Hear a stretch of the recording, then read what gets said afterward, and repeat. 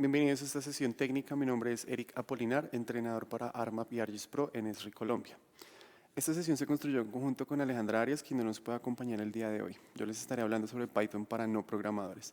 Muchos de ustedes se preguntarán por qué hacer una sesión de Python para no programadores. Este trabajo lo hemos venido desarrollando en el último año y tiene un propósito claro, y es acercar a las personas que están trabajando en sistemas de información geográfica a la automatización de sus flujos de trabajo mediante Python. Otras personas de pronto se preguntarán por qué Python y no otros lenguajes de programación. Bueno, Python es uno de los lenguajes que mayor crecimiento ha tenido en los últimos años y de la misma manera lo vamos a encontrar en muchos de nuestros productos. Esto quiere decir que si podemos escribir un código para ARMAP o para ARGIS Pro, muy fácilmente lo vamos a poder adaptar para ARGIS Enterprise o para ARGIS Online. La agenda de esta sesión es bastante sencilla, son solamente 3 pasos. El primero se compone de entender dónde vamos a escribir nuestros códigos. El segundo se compone de los segmentos de código, dónde vamos a buscarlos, cuáles son estas fuentes de información. Hay que tener en cuenta que todo esto ya está escrito, lo único que debemos hacer es buscarlo y adaptarlo. Y lo tercero es cómo podemos ensamblar el código completo. A la final de esta sesión les voy a también a compartir unos segmentos de código para que tengan listos sus lectores de QR. La primera parte va a ser los ambientes o entornos integrados de desarrollo y básicamente son todas estas zonas donde vamos a poder escribir nuestros códigos.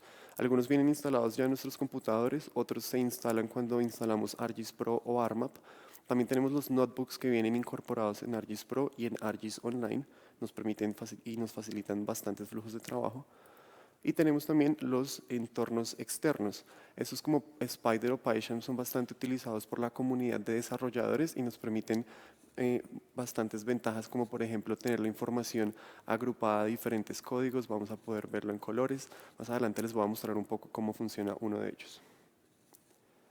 En cuanto a las fuentes de código, les puedo decir que la mayoría de las herramientas que ustedes ya utilizan en ARGIS Pro o en ARMAP la van a encontrar documentada.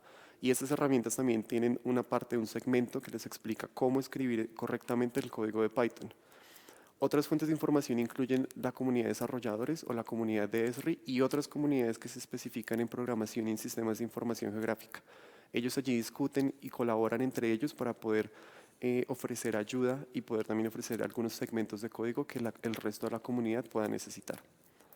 En este ejemplo pueden ver una persona que pedía cómo hacer una intersección y aquí le pudieron facilitar un código completo. Más adelante les voy a explicar cómo podemos interpretar también estos segmentos de código. Otra manera para poder obtener estos segmentos de código es utilizando Model Builder. Si ya están familiarizados con la herramienta en ARMAP o en ARGIS Pro, los van a poder exportar a un archivo de Python. Este archivo de Python se puede cargar directamente en el intérprete que descargamos en el paso anterior y se podría modificar allí de acuerdo a las necesidades de cada uno. Otra de las herramientas muy útiles que tenemos dentro de ARGIS Pro es este botón al final en lugar de ejecutarla, que se llama Python Command. Una vez que tenemos la herramienta configurada completamente, vamos a copiar este segmento en forma de código de Python y lo vamos a poder pegar en el intérprete para también modificarlo si es necesario. Es importante tener en cuenta que todas estas herramientas hacen parte de paquetes, librerías y módulos diferentes. Tenemos el módulo de GIS que nos permite principalmente la administración de contenido en ARGIS Online y en ARGIS Enterprise. También tenemos el paquete de ARPy y sus diferentes librerías, como por ejemplo análisis espacial o de red, que es muy utilizado directamente en trabajo local en bases de datos, principalmente con datos de ARGIS Pro. También tenemos un sinnúmero de otros paquetes, librerías y módulos que nos permiten hacer diferentes operaciones matemáticas o administrar paquetes o incorporar paquetes avanzados como los de Deep Learning. En este ejemplo les voy a mostrar la herramienta de Kernel Density que nos permite generar un raster basado en una capa de puntos. Conocemos que para su funcionamiento necesitamos esa capa como primer elemento y de la misma manera lo vamos a poder ver en el código. También si buscamos en la documentación de ARGIS Pro vamos a encontrar un segmento de código completo donde nos explica cómo podemos importar el paquete de ARPy y cómo podemos también importar las librerías que hacen parte de este paquete, como en este caso análisis espacial y sus herramientas. El tercer paso vendría siendo el ensamble del código. Para poder ensamblar el código de manera correcta es necesario poder conocer el paso a paso que vamos a seguir. Esto le conocemos como pseudocódigo y es una manera simplificada utilizando el lenguaje natural donde vamos a describir cada una de las acciones. Esto funciona como una receta de cocina. Tenemos unos insumos, tenemos unos pasos y debemos tener un orden lógico en el cual los vamos a seguir. El pseudocódigo que les voy a mostrar en este momento hace parte de la demostración que les voy a enseñar más adelante. Entonces, tomamos todos los datos que existen de COVID en el servidor del Ministerio de Salud.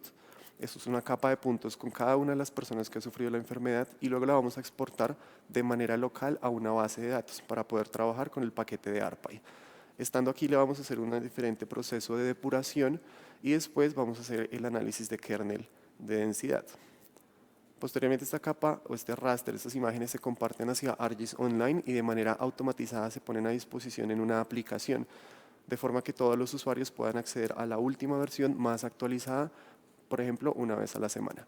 ¿Cómo podemos lograr que un proceso tan repetitivo y quizá tan complejo se pueda efectuar de manera sencilla? Con el código de Python, este se va a programar directamente en el ejecutador de tareas del computador, para que esta tarea corra sin ninguna intervención de ninguna persona. Bueno, en esta parte de la demostración vamos a aprender, vamos a entender un poco cómo funciona este proceso de automatización que nos permite llevar de una capa de 4 millones de puntos a una imagen que nos muestra en densidades, en diferentes colores, cuáles son las zonas más afectadas del caso particular, el área metropolitana de Barranquilla. Teniendo en cuenta lo que vimos en el pseudocódigo, les voy a mostrar cómo escribir correctamente la primera herramienta. Habíamos visto que el primer proceso que necesitamos es la extracción de los datos. Para ello vamos a utilizar la herramienta Feature Class to Feature Class. Cuando abrimos la documentación de ArcGIS Pro vamos a poder encontrar en la parte media el código, el cual vamos a poder copiar y posteriormente lo vamos a poder modificar. Si vemos acá, este hace parte del paquete de ARPA, hace parte de las herramientas de conversión y como habíamos visto anteriormente, pues necesita unos atributos de entrada, un atributo de salida, un nombre, que es el nombre que va a tener la variable que vamos a crear partiendo de los datos del servidor, y otras opciones que son, otros segmentos que son opcionales, como por ejemplo una cláusula de SQL que nos permita extraer únicamente los datos de Barranquilla. Teniendo en cuenta esta información, vamos a pasar directamente a nuestro intérprete. Yo estoy utilizando Spider y les voy a mostrar aquí cómo poder escribir el código. Tengo una plantilla, todo está comentado con el símbolo de número, lo que quiere decir que no se identifica, no se lee como código. Y lo que vamos a hacer es ir descomentando uno a uno, paso a paso. Entonces, acá como lo pueden ver, el primer paso es poder importar ese paquete que nos permite usar esa herramienta. Entonces vamos a escribir import ARPA. Vamos a ver aquí una primera advertencia. Esta advertencia nos dice que el paquete fue importado pero no está en uso. No hay ningún problema y podemos continuar. El segundo paso es poder definir las variables que vamos a usar. La primera variable que habíamos dicho es el dato del servidor. Entonces lo vamos a llamar COVID Colombia. Y la manera en la que nosotros definimos variables es escribir su nombre, un igual, y después, entre comillas, vamos a poner la ruta. Para evitar que haya problemas en la lectura de la ruta, les recomiendo agregar una R justo antes de poner las comillas para que se interprete de manera correcta. Entonces, pegamos acá el servidor. Posteriormente vamos a definir otra variable que sería la de salida, que es la base de datos. De la misma forma vamos a poner un igual, la R y entre comillas vamos a pegar la ruta donde se almacenarán nuestros datos. El tercer paso que vamos a definir en este caso es la expresión SQL que nos permite extraer solamente los datos de Barranquilla, de manera que no se va a traer 4 millones de datos, sino solamente alrededor de 150.000.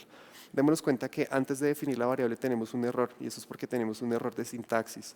Esos errores de sintaxis significan que no está escrita completamente la función, por lo que no la hemos terminado de definir. Entonces acá vamos a pegar simplemente la expresión que ya habíamos construido anteriormente, que permite extraer solamente los datos del Atlántico de 5 municipios pertenecientes al área metropolitana de Barranquilla. Una vez que tenemos definidas todas las variables, vamos a hacer uso de la herramienta Feature Class to Feature Class. Esto lo vamos a definir todo este proceso también como una variable llamada extracción. Pegamos el segmento de código que habíamos visto en la documentación y entre paréntesis vamos a agregar estas variables que hemos definido previamente. Habíamos visto que la primera variable debe ser la de entrada, entonces pegamos COVID Colombia. Separado por comas vamos a ir pegando las variables en el orden en el que nos dice la documentación. La segunda variable era la de salida. Aquí pegamos la base de datos. La tercera variable era el nombre que le vamos a poner a este proceso, a esta capa nueva. Entonces acá, por ejemplo, podríamos escribir entre comillas, ya que no es una variable definida, COVID Atlántico. Y ese sería el nombre que va a tener la capa una vez procesada. Luego, separado por coma, vamos a poner el último elemento, que es la expresión SQL que nos permite extraer los datos de la zona deseada.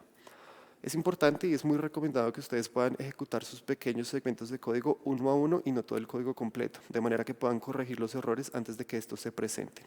Otra recomendación que les puedo hacer es agregar este tipo de mensajes, ya que les va a permitir mostrar en la parte derecha de los resultados que el código se ha ejecutado correctamente desde la línea 1 hasta la línea 17. Mientras el código se ejecuta, vamos a ponerlo F5, y mientras este se ejecuta les voy a mostrar el resto de pasos que nos permiten hacer esta extracción y publicación de la aplicación. Pasándonos al siguiente paso, vemos todo el código del geoprocesamiento. Es un poco más complejo, incorpora más variables y también más paquetes que nos permiten seleccionar los datos que están por fuera de la ubicación de Barranquilla para poderlos posteriormente geocodificar. Aquellos datos que no se terminen de geocodificar en la ubicación deseada son eliminados de nuestro análisis y luego trabajamos solamente con los datos que pertenecen espacialmente al área metropolitana de Barranquilla. Con estos datos creamos una capa raster utilizando la herramienta de densidad de kernel. En la tercera parte vemos la publicación. Una vez que tenemos este raster, lo que vamos a hacer es cargarlo. Todo esto se hace a través del código. Lo cargamos a un mapa que está en un proyecto previamente creados. Posteriormente todo esto se empaqueta, se va a convertir en un paquete de teselas, se va a compartir hacia ArcGIS Online y posteriormente se va a publicar y a sobreescribir, de manera que automáticamente se reemplace la capa que ya tenemos en una aplicación creada anteriormente. Aquí podemos ver el código completo donde organizamos la importación de todos los paquetes al principio, luego la definición de las variables y luego vamos a ver todas las herramientas en ese orden lógico que habíamos visto anteriormente. Y en la parte derecha, cuando ustedes ejecutan el código, van a poder ver estos mensajes que son los que creamos en la primera parte, que nos permite verificar que la herramienta se ejecutó exitosamente. Como resultado, vamos a tener una aplicación que se ve como esta, de manera que cualquier persona pueda acceder a ella muy fácilmente, teniendo la última versión más actualizada de los datos de los casos de COVID en Barranquilla de los últimos 2 meses. Esto nos muestra algunas localidades afectadas tanto en Barranquilla como en Soledad. ¿Cómo podemos automatizar entonces todo este proceso para que una persona no tenga que hacerlo manualmente? Simplemente vamos a descargar nuestro código y vamos a ejecutar el programador de tareas. Dentro del programador de tareas lo que vamos a hacer es crear primero una nueva tarea, le vamos a poner un nombre, puede ser Atlántico. En la siguiente pestaña lo que vamos a hacer es agregar la periodicidad con la que queremos que esta herramienta se ejecute. Vamos a ponerla, por ejemplo, de manera semanal todos los domingos, cosa que las personas puedan acceder a esta aplicación los lunes ya actualizada. La siguiente pestaña nos permite configurar la parte de Python. Entonces, al crear uno nuevo, vamos a buscar ese Python con el cual vamos a ejecutar nuestra tarea. Este Python que estamos utilizando es el mismo que tengo en Spyder, es el mismo que utilicé también para ArcGIS Pro. Simplemente vamos a ir a las carpetas de instalación y lo vamos a buscar y lo seleccionamos.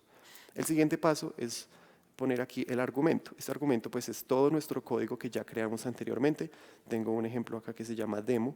Entonces lo que vamos a hacer es pegar en la ruta donde se almacena. Recuerden que estos archivos terminan en .py, los de Python.